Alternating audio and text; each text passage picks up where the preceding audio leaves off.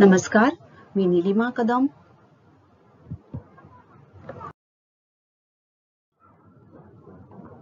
मराठी बालभारती इयत्ता 6वी. आजचा आपला घटक आहे वारली चित्रकला.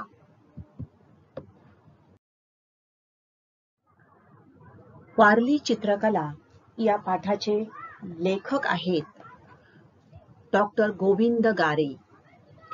एक व्यासंगी लेखक, संशोधक, विचारवंत आणि साहित्यिक म्हणून ते प्रसिद्ध आहेत. आदिवासी लोकांविषयीचं त्यांचं निरीक्षण आणि त्यांचा अभ्यास हा त्यांच्या चिंतनाचा प्रमुख विषय आहे आणि त्यांना आदिवासी रत्न असंही म्हटलं जातं. महाराष्ट्र राज्याच्या पुणे येथील आदिवासी सांस्कृतिक संग्रहालयाचे जनक म्हणून त्यांना ओळखले जाते. आदिवासींसाठी त्यांनी पुष्कळ काम केलेलं आहे आणि त्याच संदर्भात आदर्श आश्रमशाळा, आदिवासींचा प्रश्न, भारतीय आदिवासी साहित्य आणि संस्कृती या विषयीचं त्यांचं लेखन प्रसिद्ध आहे. प्रस्तुत पाठामध्ये महाराष्ट्रामध्ये आदिवासी कला म्हणून प्रसिद्ध असलेल्या वारली चित्रकलेविषयी एक अतिशय उद्बोधक आणि सकारात्मक अशी माहिती लेखकाने या पाठामध्ये सांगितलेली आहे. या चित्रकलेविषयी आपण फक्त चित्र बघितलेली आहेत, परंतु ही चित्रकला नेमकं आपल्याला जगण्याचा दृष्टिकोन कसा देते त्याविषयी लेखकाने मार्गदर्शन केलेलं आहे. त्या विषयाकडे बघण्याचा लेखकाचा दृष्टिकोन या त्यांच्या लेखनातून लक्षात येतो.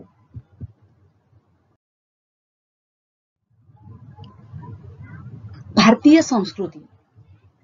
या भारतीय संस्कृतीची ओळख आपल्याला इतिहासामधून झालेलीच आहे.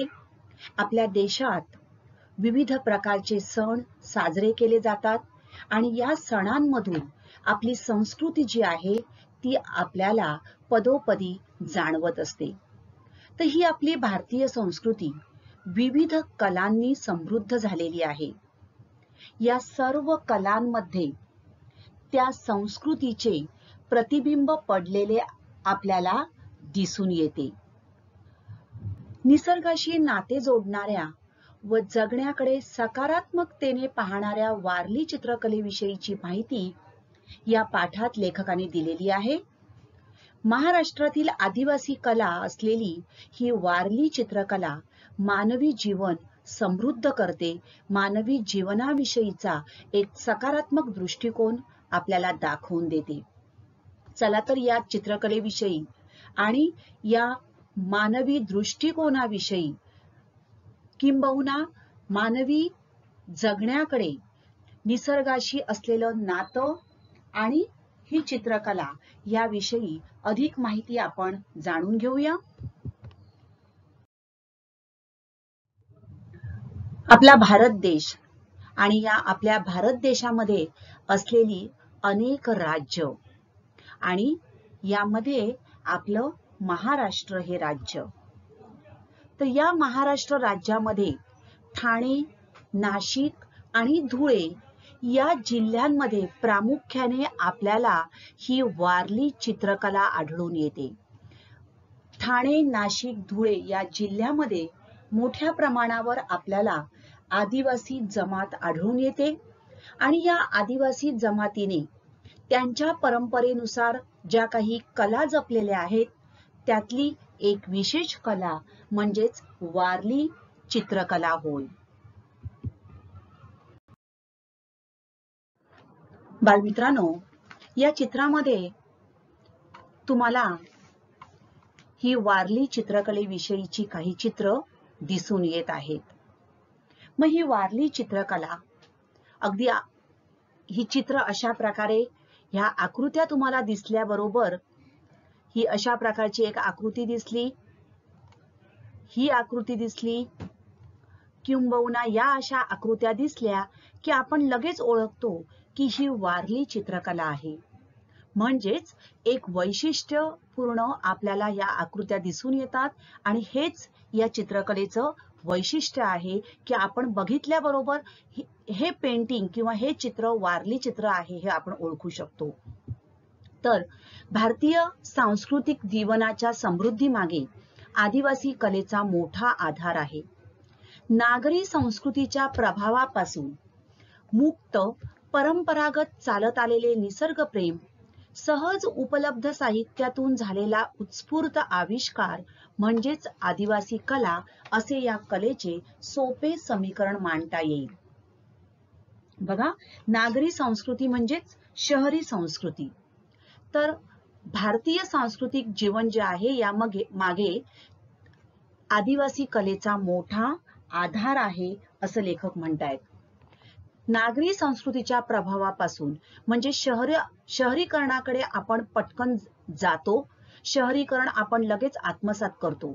परंतु ही जी चित्रकला आहे, ही कला आहे, ही चित्रकला या शहरी संस्कृतीच्या प्रभावापासून मुक्त आहे. तसंच परंपरागत चालत आलेले निसर्गप्रेम, निसर्गाविषयी असणारं प्रेम, निसर्गाचं संरक्षण संवर्धन करण्याची गरज ही आपण आज जाणत आहोत. परंतु वारली किंवा हे आदिवासी जे लोक आहेत त्यांच्याकडे परंपरेने म्हणजेच पूर्वीपासून निसर्गाविषयीचं त्यांचं प्रेम आणि त्याच निसर्गामध्येच त्यांचं जगणं हे सगळ्यांनाच माहिती आहे. तर त्यावर त्यांचं प्रेम आणि याच निसर्गामधून उपलब्ध झालेले उपलब्ध असलेलं साहित्य आणि त्यातून झालेला उत्स्फूर्त आविष्कार म्हणजेच नवीन शोध किंवा निर्मिती आपण म्हणू शकतो त्याला. तर ही अशी सहज नैसर्गिक अशी निर्मिती म्हणजेच आदिवासी कला असे या कलेचे सोपे समीकरण मांडता येईल. समीकरण मांडणे म्हणजे एक रचना करणे. लेखक काय म्हणतोय तर निसर्गाचं प्रेम, सहज उपलब्ध असलेलं साहित्य आणि त्यातून निर्माण होणारं सहज असं नैसर्गिक चित्र किंवा नैसर्गिक नवीन निर्मिती, नवनिर्मिती, नवीन रचना म्हणजेच आदिवासी कला होय. महाराष्ट्राला आदिवासी कलांचा समृद्ध वारसा लाभलेला आहे.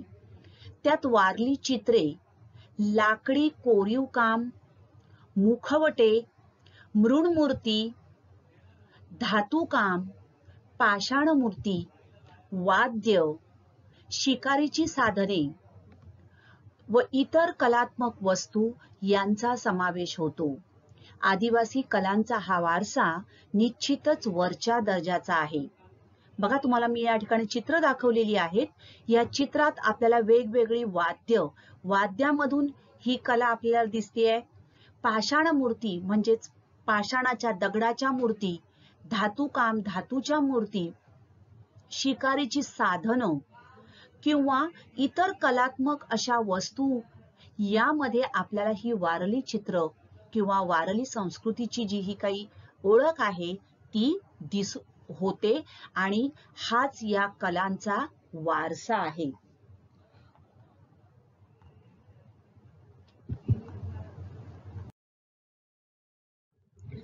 आदिम कलेची मूळ बीजे वारली चित्रकलेत विकसित झालेली दिसतात. आदिम म्हणजे मूळ, पहिली, अगदी मूळ पासून असलेली, म्हणजेच अगदी मूळ या कलेची मूळ बीज जी आहे ही कुठे दिसतात आपल्याला तर वारली चित्रकलेत विकसित झालेली दिसतात.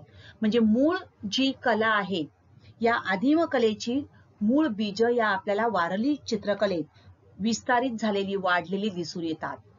वारली प्रदेशात छोट्या छोट्या पाड्यातील, पाडा म्हणजेच आदिवासी वस्ती असते, त्यांची एक वाडी असते, त्याला पाडा असं म्हटलं जातं. तर वारली प्रदेशात छोट्या छोट्या पाड्यातील घराच्या कुडांवर व भिंतीवर चौकोन किंवा त्रिकोणाकृतींची अनेक चित्रे काढलेली दिसतात. बघा, घरांच्या कुडांवर घरांच्या भिंतीवर आपल्याला चौकोन आणि त्रिकोण म्हणजेच बेसिक अगदी मूळ आकार हे घेऊन ही चित्र काढलेली आपल्याला दिसून येतात. वारली चित्रकलेचा परिपोष संस्कृती, परंपरा व परिसरातील निसर्ग संपत्तीचा आधार घेऊन झालेला आहे. परिपोष म्हणजे पोषण किंवा वाढ, त्याचा विकास. तर वारली चित्रकलेचा विकास किंवा त्याचं वाढ जी आहे ही कशामुळे झालेली आहे, तर संस्कृती, परंपरा आणि परिसरामध्ये असणारी निसर्ग संपत्ती आणि याचंच रेखाटन, याचाच आपल्याला अगदी याचाच आपल्याला प्रत्यय त्यांच्या चित्रकलेतून येतो.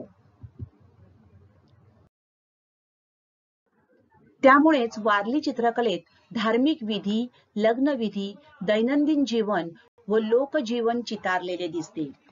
त्यात आजूबाजूचा परिसर, परिसरातील पशुपक्षी, वृक्षवेली, नदी नाले, डोंगर, पहाड, वने, जंगले, नृत्ये, घरदार, शेतीचे हंगाम, शिवार, जत्रा आदी विषयांना धरून भित्तिचित्रे रेखाटलेली दिसतात. लक्षात ठेवा, भित्तिचित्रे म्हणजेच भिंतीवरची चित्रे. आता धार्मिक विधी, लग्नविधी, शेतीचे हंगाम. बघा या ठिकाणी शेतीच्या हंगामाची आपल्याला चित्र दिसत आहेत. वेगवेगळी जी काही शेतीची अवजारं आहेत त्यांचा उपयोग, त्यानंतर या ठिकाणी काही प्राणी, त्यानंतर बघा पाऊस दिसतोय आपल्याला दुसऱ्या चित्रात, झोपाळा, त्यानंतर नद्या, तिसऱ्या चित्रामध्ये नद्या वाहताना दिसत आहेत, डोंगर दिसत आहेत, रोजची कामं केलेली दिसत आहेत आपल्याला. तर अशा प्रकारे झाडं, पशुपक्षी यांचा विषय त्यांच्या चित्रामध्ये प्रामुख्याने आपल्याला दिसून येतो. बघा या ठिकाणी हे घर, घराच्या आजूबाजूला जी दैनंदिन कामं केली जातात म्हणजे दैनंदिन जीवनाविषयीची ही चित्र आहेत. अगदी बघा सुपाने ही काय केलं जाते, पाखडणं केलं जातंय, टोपल्या आहेत, प्राणी आहेत, पक्षी आहेत, झाडं. तसंच या ठिकाणी बघा वेगवेगळी दैनंदिन जीवनामध्ये केली जाणारी कामं, लग्नविधी.